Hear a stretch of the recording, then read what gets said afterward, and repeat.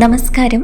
ഭഗവാൻ മഹാവിഷ്ണുവിനും ഗുരുവായൂരപ്പനും ഏറ്റവും പ്രിയപ്പെട്ട വൈശാഖ മാസത്തിലൂടെയാണല്ലോ നമ്മൾ കടന്നു പോകുന്നത്. സൂര്യൻ മേടം രാശിയിൽ നിൽക്കുന്ന ഈ സമയത്ത് പ്രപഞ്ചത്തിൽ ഭഗവാന്റെ ചൈതന്യം അത്രമേൽ നിറഞ്ഞു നിൽക്കുന്ന ഒരു സമയമാണ്. ഗുരുവായൂർ ക്ഷേത്രത്തിൽ ഈ മാസത്തിൽ എത്തുന്ന ഭക്തലക്ഷങ്ങൾ സാക്ഷ്യം വഹിക്കുന്നത് ആ ഒരു ചൈതന്യത്തിനാണ്. കഠിനമായ ചൂടിലും ഭക്തരുടെ മനസ്സിൽ കുളിർമ പകരുന്നത് ഗുരുവായൂരപ്പന്റെ ആ ഒരു കാരുണ്യമാണ്.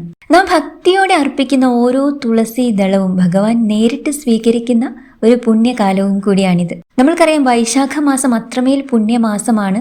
ഈ ഒരു മാസം ഗുരുവായൂർ നടയിൽ ഒരു ദിവസം എത്താൻ സാധിച്ചാൽ ജന്മപുണ്യമാണ് എന്നൊക്കെ നമ്മൾ പല വീഡിയോകളിലും പറയുകയുണ്ടായി.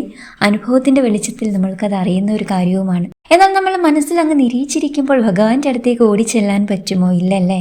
ഭഗവാനും കൂടെ വിചാരിക്കണം നമ്മൾ ആ ഒരു തിരുനടയിൽ, ആ ഒരു തിരുമുറ്റത്ത് എത്തിച്ചേരണമെങ്കിൽ. നമ്മുടെ സാഹചര്യങ്ങൾ കൊണ്ട്, പലവിധ സാഹചര്യമാവാം ഓരോരുത്തർക്കുമല്ലേ. ചിലപ്പോൾ അന്യദേശത്തിരുന്നു കൊണ്ടാവും നിങ്ങളിത് കേൾക്കുന്നത് പോലും.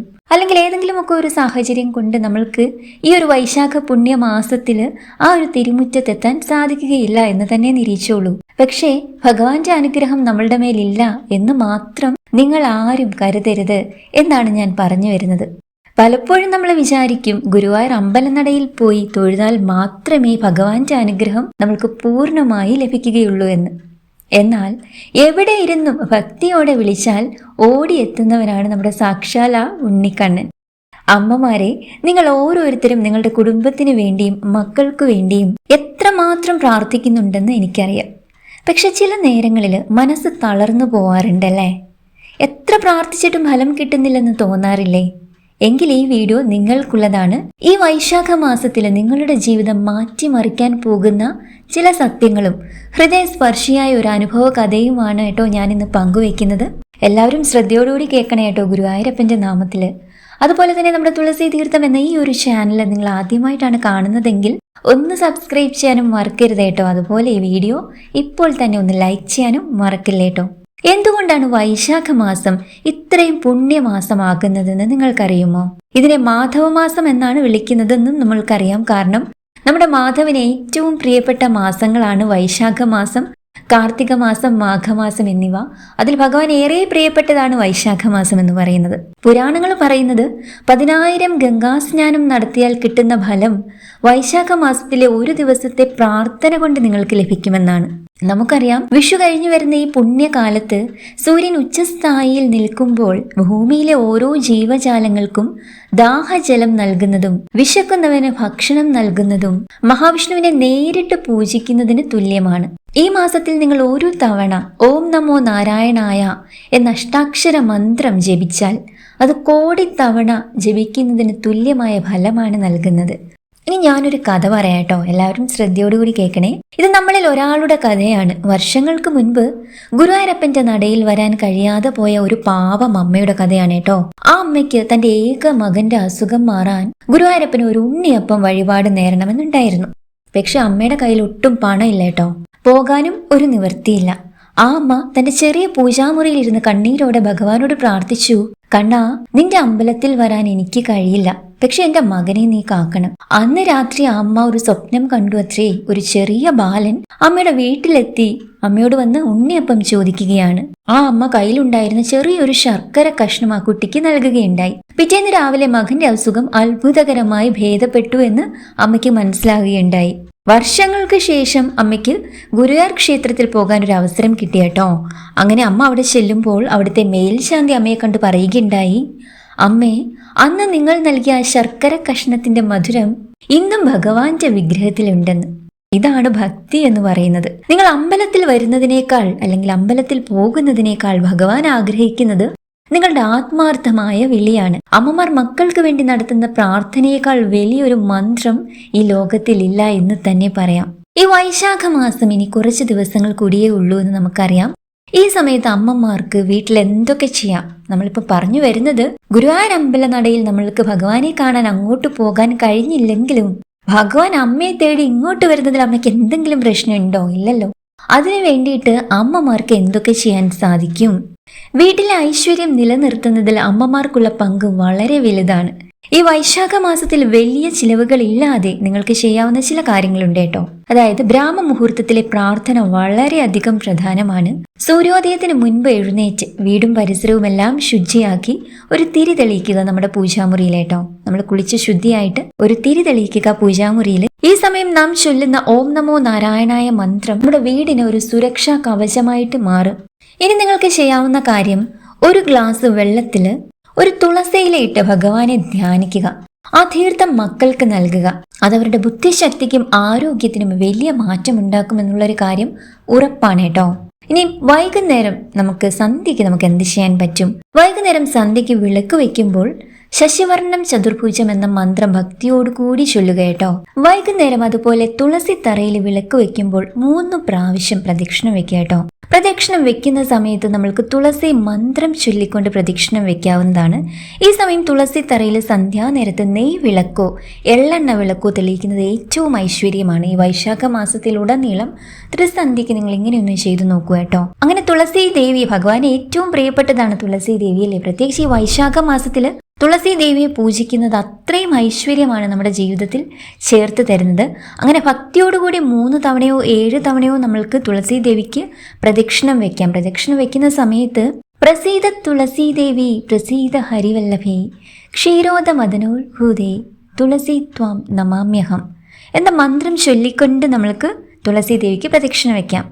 ഈ മന്ത്രത്തിൻ്റെ അർത്ഥം ഇതാണ്: ഹേ തുളസി ദേവി, വിഷ്ണുപ്രിയേ, എന്നിൽ പ്രസാദിച്ചാലും പാൽക്കടൽ കടഞ്ഞപ്പോൾ ഉണ്ടായവളെ നിന്നെ ഞാൻ വന്ദിക്കുന്നു. ഇതാണ് ആ മന്ത്രത്തിന്റെ അർത്ഥം. ഇനിയും തുളസി ഇലകൾ നുള്ളുമ്പോൾ നമ്മൾ ശ്രദ്ധിക്കേണ്ട ചില കാര്യങ്ങളുണ്ട് കേട്ടോ. നമ്മൾ ക്ഷേത്രത്തിൽ കൊടുക്കാനായിട്ടാണെങ്കിലും വീട്ടിലെ പൂജയ്ക്കാണെങ്കിലും തുളസി ഇലകൾ നുള്ളാറുണ്ടല്ലേ. അപ്പോൾ നമ്മൾ വളരെയധികം ശ്രദ്ധിക്കണം. നഖം ഉപയോഗിച്ച് ഇലകൾ നുള്ളാൻ ഒരിക്കലും പാടില്ല. അതുപോലെ അശുദ്ധിയോടെയും നിങ്ങൾ തുളസി ഇലകൾ ഒരിക്കലും നുള്ളാൻ പാടില്ല കേട്ടോ. തുളസി അമൃത ജന്മേസി എന്ന് തുടങ്ങുന്ന പ്രാർത്ഥന ചൊല്ലിക്കൊണ്ട് വേണം നമ്മൾ തുളസി ഇലകൾ നുള്ളാനായിട്ട്. ഇങ്ങനെ ചെയ്താൽ കുടുംബത്തിലെ ദോഷങ്ങളൊക്കെ നീങ്ങാൻ ഇത് സഹായിക്കും. തുളസി ദേവി അനുഗ്രഹിക്കും എന്നാണ് പറയപ്പെടുന്നത് പോലും. ഇനി ദിവസവും 10-15 മിനിറ്റ് ഭാഗവതം ഈ ഒരു വൈശാഖ മാസത്തിൽ വായിക്കുകയോ കേൾക്കുകയോ ചെയ്യുന്നത് ഏറ്റവും ഐശ്വര്യമാണ്. നമ്മുടെ മനസ്സിലെ ആശങ്കകളെല്ലാം മാറ്റും. അതായത് ഒരുപാട് കാര്യത്തിൽ നമ്മൾക്ക് ആശങ്കകളും ടെൻഷനും ഭയവും ഒക്കെ ഉണ്ടല്ലേ, വിഷമങ്ങളും സങ്കടങ്ങളും ഒക്കെ ഉണ്ട്. ദിവസവും 10-15 മിനിറ്റ് ഭാഗവതം വായിക്കുകയോ ഇല്ലാച്ചാൽ ശ്രവിക്കുകയോ എങ്കിലും ചെയ്യുക കേട്ടോ. നമുക്കെല്ലാവർക്കും അറിയാവുന്ന മഹാവിഷ്ണു മന്ത്രമാണ് ശാന്താകാരം ഭുജകശയനം പത്മനാഭം സുരേശം വിശ്വാധാരം ഗഗന സദൃശ്യം മേഘവർണം ശുഭാംഗം ലക്ഷ്മീകാന്തം കമലനയനം യോഗി ഹൃദ്യാനഗമ്യം വന്ദേ വിഷ്ണും ഭവോഹയഹരം സർവലോകൈകനാഥം. ഇതിന്റെ അർത്ഥം നാം ചിന്തിച്ചിട്ടുണ്ടോ? എത്ര വലിയ പ്രതിസന്ധികൾക്കിടയിലും ശാന്തനായിരിക്കുക എന്നാണ് ഭഗവാൻ നമുക്ക് കാണിച്ചു തരുന്നത്. അതായത് പാമ്പിന് മുകളിൽ കിടക്കുമ്പോൾ പോലും ശാന്തനായിട്ടിരിക്കുക.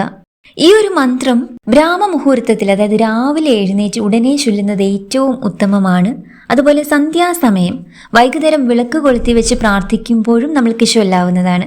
വിഷ്ണു പൂജയുടെ ഭാഗമായോ ക്ഷേത്രത്തിൽ തൊഴുമ്പോഴോ ഇത് ചൊല്ലുന്നത് നമ്മളുടെ പ്രാർത്ഥനയ്ക്ക് ഇരട്ടി ഫലം തരും എന്നാണ് പറയപ്പെടുന്നത്. കുളിച്ച് ശുദ്ധിയായിട്ട് ശുദ്ധമായ വസ്ത്രം ധരിച്ചു വേണം കേട്ടോ ഇത് ചൊല്ലാനായിട്ട്.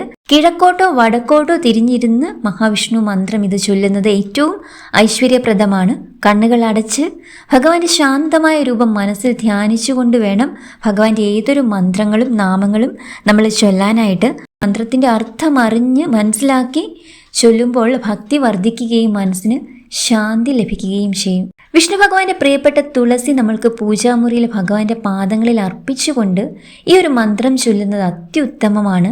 അതുപോലെ മക്കളുടെ വിദ്യാഭ്യാസത്തിനും ബുദ്ധിശക്തിക്കുമായി അമ്മമാർക്ക് ഓം നമോ ഭഗവതേ വാസുദേവായ എന്ന 12 അക്ഷര മന്ത്രം ജപിക്കാവുന്നതാണ്. നമുക്കറിയാം, ദ്വാദശാക്ഷര മന്ത്രം ഭഗവാൻ അത്രയും പ്രിയപ്പെട്ടതാണ്. പ്രത്യേകിച്ച് ഗുരുവായൂരപ്പന്റെ മന്ത്രം തന്നെ എന്ന് പറയാം. ഓം നമോ ഭഗവതേ വാസുദേവായ. നാമം ജപിക്കുമ്പോൾ ചുണ്ടുകൾ മന്ത്രിക്കുകയും മനസ്സ് ഗുരുവായൂരിലെ ആ തങ്ക വിഗ്രഹത്തിൽ ഉറപ്പിക്കുകയും ചെയ്യുക. മനസ്സ് അലഞ്ഞു തിരിയുമ്പോൾ ഭഗവാന്റെ പുഞ്ചിരിക്കുന്ന മുഖം മാത്രം നിങ്ങളൊന്ന് ഓർക്കാൻ ശ്രമിക്കുക കേട്ടോ. കണ്ണടച്ചിരുന്ന് ആ ചന്ദനഗന്ധം ആസ്വദിക്കുന്നതായി സങ്കല്പിക്കുക. ക്രമേണ നിങ്ങളുടെ ഉള്ളിൽ ഒരു വലിയ സമാധാനം അനുഭവപ്പെടുന്നത് നിങ്ങൾക്ക് അനുഭവവേദ്യമാവുന്നതാണ്. അടുക്കളയിൽ ജോലി ചെയ്യുമ്പോഴാണെങ്കിലും മറ്റെന്തെങ്കിലും പ്രവൃത്തികളിലൊക്കെ ഏർപ്പെട്ടിരിക്കുമ്പോഴാണെങ്കിലും മനസ്സിനുള്ളിൽ ഈ ഓം നമോ നാരായണായ എന്ന മന്ത്രം അല്ലെങ്കിൽ ഓം നമോ ഭഗവതേ വാസുദേവായ എന്ന ദ്വാദശാക്ഷര മന്ത്രം ജപിച്ചുകൊണ്ടേയിരിക്കുക. നിങ്ങൾ പാകം ചെയ്യുന്ന ആഹാരം പോലും അമൃതമായിട്ട് മാറുമെന്നാണ് പറയപ്പെടുന്നത്.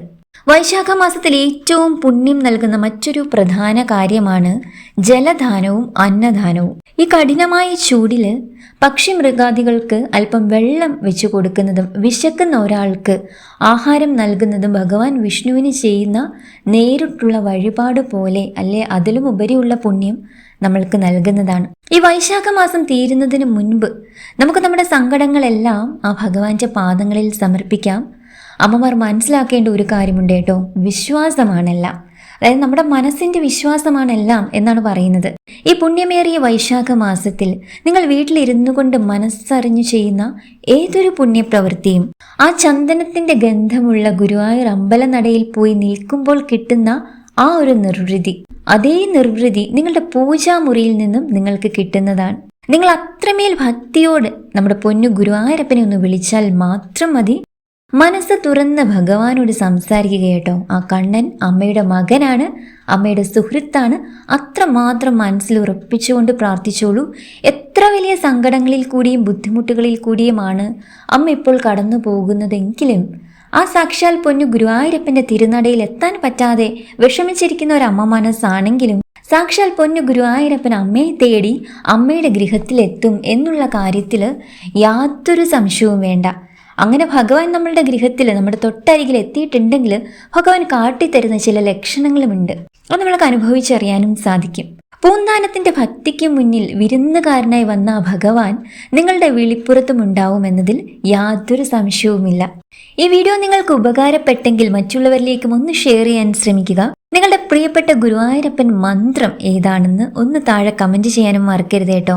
സാക്ഷാൽ പൊന്നു ഗുരുവായൂരപ്പന്റെ, നമ്മുടെ സാക്ഷാൽ മഹാവിഷ്ണുവിന്റെ, ലക്ഷ്മി ദേവിയുടെ എല്ലാം അനുഗ്രഹം ഈ വൈശാഖ മാസത്തിന്റെ പുണ്യതയിൽ നിങ്ങളുടെ ജീവിതത്തോട് ചേർന്നുണ്ടാവട്ടെ എന്ന് പ്രാർത്ഥിക്കുന്നു. എല്ലാവർക്കും നന്ദി, നമസ്കാരം.